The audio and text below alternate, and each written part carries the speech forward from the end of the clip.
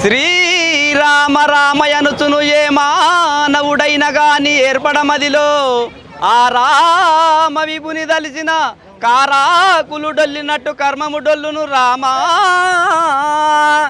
ఈరోజు ఇక శ్రీరామనవమి ఉత్సవాలు గీడ కర్మన్ఘాట్ ఆంజనేయ స్వామి టెంపుల్లో జరుగుతున్నాయి.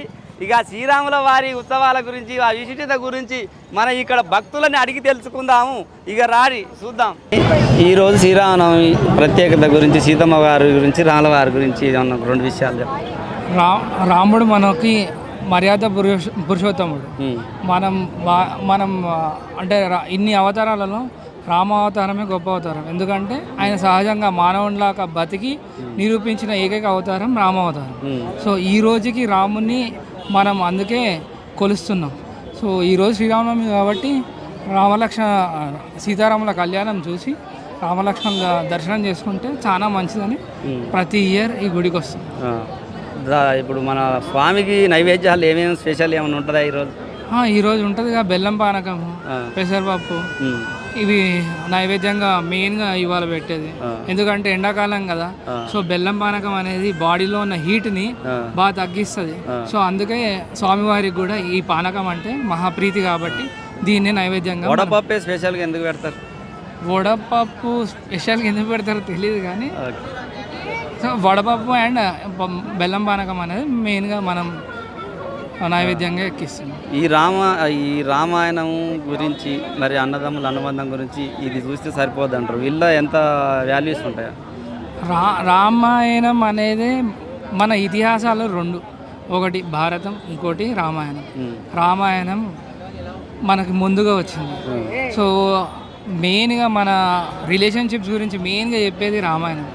అన్నదమ్ములే కానీ భార్యాభర్తల అనుబంధనమే కానీ ఒక స్వామివారికి భక్తిని కూడా మెయిన్గా నేర్పించేది రామాయణం. ఒక హనుమంతుడు అసలు ఆ భక్తి, ఆ హనుమంతుడు రామభక్తికి అసలు రాముడే లొంగిపోతాడు ఎన్నో దగ్గరలో. సో ఒక భక్తుడిగా ఆయన సాధించినది ఎంతో ఉంది అన్న.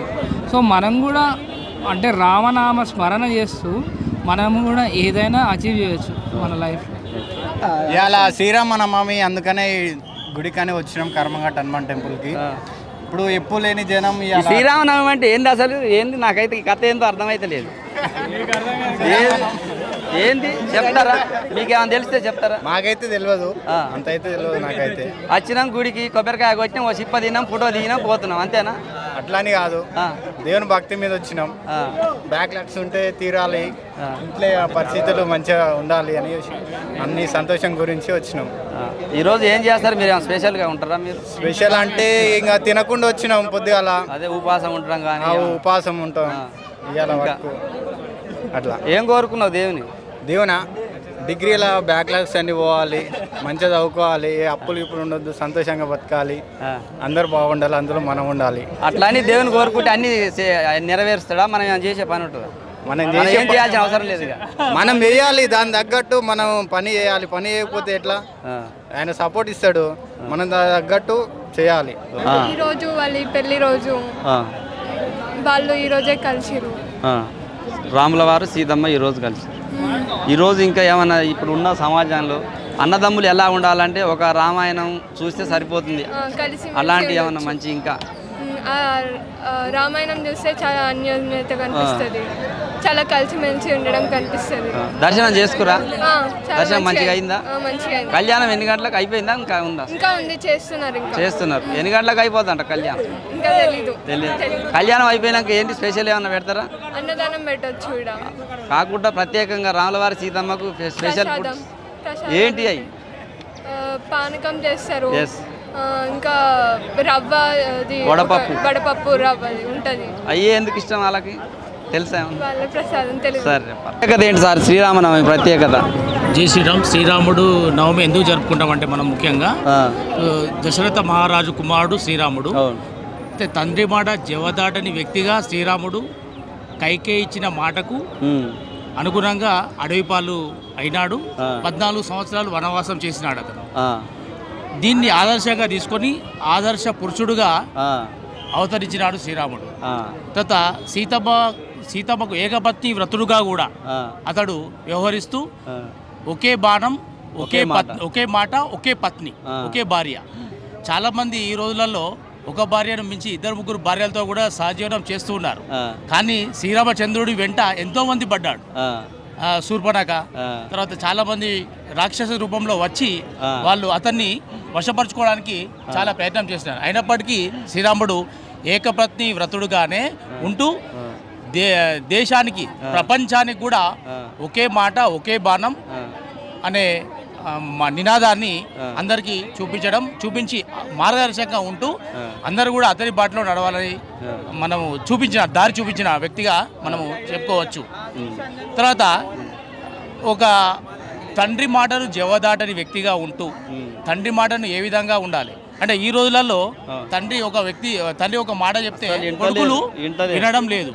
కానీ ఇతడు ఒక తండ్రి ఒక మాట అనగానే ఎటువంటి అగెనెస్ట్గా అతనికి వ్యతిరేకంగా ఏమీ చెప్పకుండా అతని మాట జవదాటకుండా వనవాసం 14 సంవత్సరాలు చేసినాడు.